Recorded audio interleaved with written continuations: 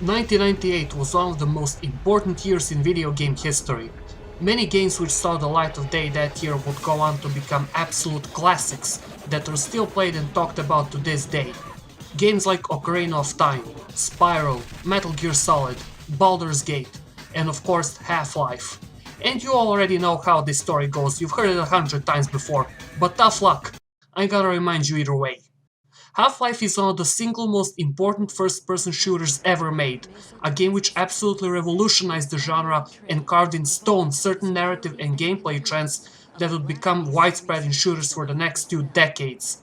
Chances are, even if you haven't played Half-Life itself, if you played an FPS game post 1998, you played Half-Life in one way or another.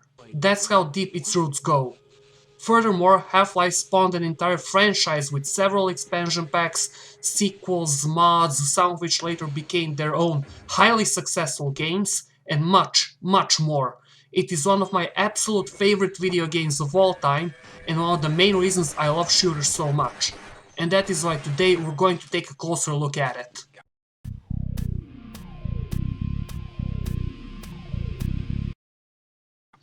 To start things off, let's talk about the story. I'll first do a little recap of it, so heads up. Spoilers ahead, so feel free to skip this part of the video. At its core, the plot of Half-Life is actually pretty simple. You're a scientist named Gordon Freeman who worked for an institution called Black Mesa, which was involved in experimentation with alien technology and teleportation.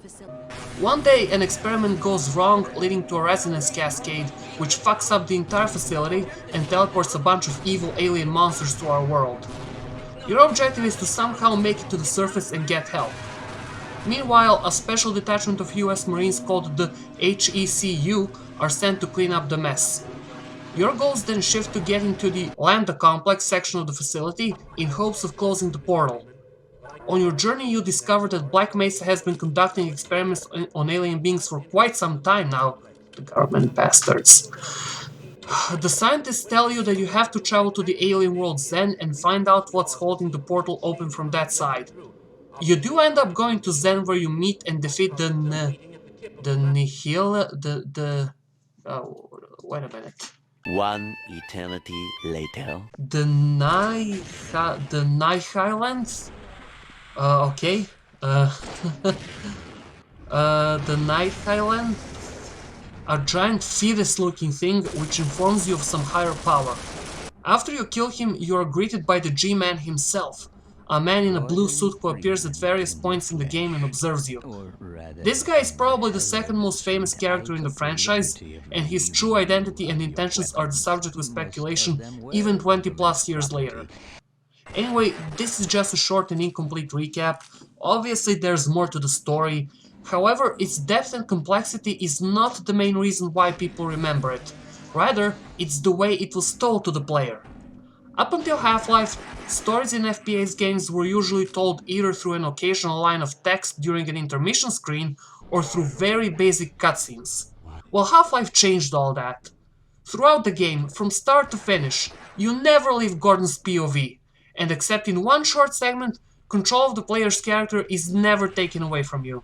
You experience the entire game from Gordon's perspective, and your objectives and other information about the world is delivered to you directly through interacting with other survivors in the facility. Do you have any idea how much this means for the immersion of the player into the game's world? An approach like this, combined with environmental storytelling, really gave a whole new dimension of the world around you and really made Black Mesa and the events surrounding it come alive. Of course, this type of approach is not without its issues. The biggest narrative problem of Half-Life was the length of some of its expository sequences. Seeing as how there were no cutscenes, all exposition and dialogue among the characters had to have happened in real time. What this meant was that you would usually be stuck in a room with a couple of characters who would take their sweet ass time explaining what the fuck is happening around you. As you can imagine, this can get quite repetitive and boring. Sure, when you play the game for the first time, it's fucking great, it's phenomenal, something like this has never been done before, but subsequent playthroughs will make you hate these sections. Fortunately, there aren't a lot of these places in the original Half-Life, and those that do exist don't tend to outstay their welcome. I do believe that Red Letter Day from Half-Life 2 is a much more notorious example of this problem. Another problem that might arise is that, due to the nature of you retaining control over Gordon during these interactive cutscenes, it can happen that you try to move around the room and miss out on on a scripted sequence or some other thing the game wants you to see. This is an unfortunate problem, but it comes with the territory, I guess. On a final note, I'd just like to mention that the actual writing in the game is pretty good. Mark Laidlaw did a very good job of setting up the events and all of these characters that will become much more fleshed out in sequels.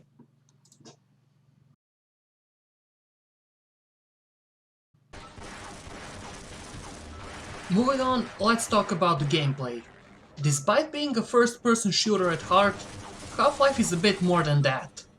During its course, the game will shift its tones and focus several times in order to keep the whole experience fresh, and for the most part, it does this pretty well. It starts off slowly, giving you only a few weapons to play around with and enemies to fight, but will soon change its tone when the Marines arrive and you start getting better equipment, only for the game to once again switch gears into something else. Speaking of weapons and gear, you'll acquire quite a diverse arsenal in Half-Life. The first weapon you get is your iconic crowbar, which became a symbol of the series, but in reality you'll most likely only use it to open crates and kill the odd headcrab. Apart from the crowbar, you will also get your hands on a handful of guns, explosives, and experimental and alien weapons. These all suit the theme perfectly and serve their purpose in enemy encounters. However, the actual shooting mechanics themselves aren't really anything special, since a lot of the combat is based around breaking the line of sight against hit-scan enemies, while using, for the most part, hit-scan weapons.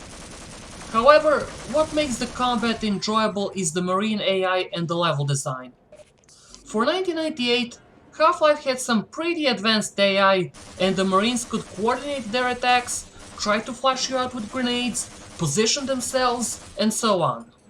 You will have some very memorable clashes with these guys, especially in outside areas where, due to their dynamic nature and the diversity of your arsenal, no two encounters will be the same. It is worth replaying Half-Life just for these sections alone, as you can really experiment with how you approach each of these situations. Apart from the human marines, you will also face various different alien enemies, from small and annoying headcrabs that jump at you, over your standard classic melee zombies, all the way to Wardigons, alien grunts, barnacles, and a couple more enemies. Wardigons are these enslaved aliens who fire charged up lightning attacks. Alien grunts are big, muscly, armored brutes who fire seeking hornets at you. Barnacles hang from the ceilings with their big sticky tongues, just waiting for you to get close, etc, etc. The roster is pretty diverse, and all of these enemies are iconic in their own way, and they are instantly recognizable. However, as I've mentioned before, Half-Life is not just a shooting game.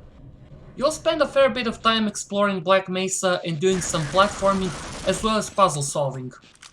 The level design, apart from some questionable sections, is absolutely fantastic. Half-Life is a linear game, however you won't get that feeling of going down a single corridor, since the maps themselves have a fair bit of optional areas you can explore for supplies. The game really goes out of its way to make you feel like you're going on a journey through this entire facility, and all of these areas look like real places and have a definite lived-in and worked-in feel to them. What further adds to the immersion is that you'll find that the supplies are placed in logical areas, meaning you'll find ammo and health in boxes, storage rooms, etc. They're no longer just sort of existing there in random places in the game world. And in my honest opinion, this was a logical step in the evolution of FPS level design, since we already had games attempt real-world locations before, like Duke Nukem 3D for instance. Only now, that type of level design was fused with the graphical advantages of a game like Quake.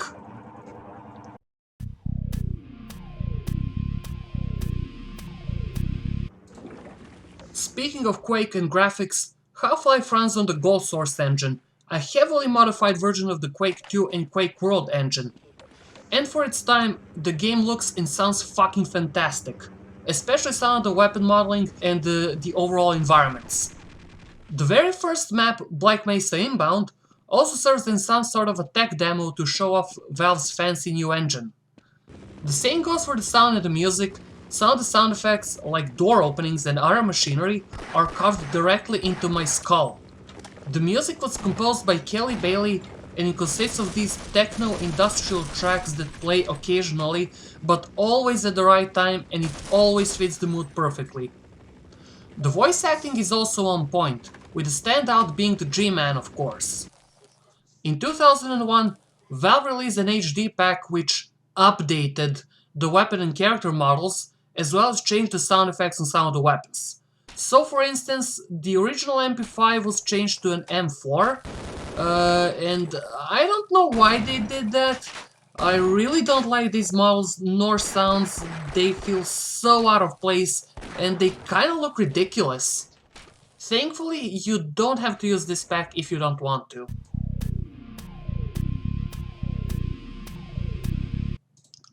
Okay, now that I'm done with sucking this game's dick, it's time for the bad stuff. I already mentioned how Half-Life's narrative approach can become very boring in subsequent playthroughs, but that's not the end of the problems. For instance, I really don't like the platforming sections of the game, and the final areas which take place in Zen are just fucking terrible, and they are a real chore to get through. Some of these Zen maps are just big empty platforms where you have to jump around to find the exit portal, and it's just so fucking boring and not fun at all. I do like this idea of Zen, but it's a damn shame that the execution of it was this bad. In all honesty, I wouldn't blame you if you play through Zen once and decide never to revisit it again. Also, some of the more slower parts of the game do tend to drag on a bit too much. At one point in the game, you lose all of your weapons and then you have to get them back, and I really don't like this trend of taking away the player's resources.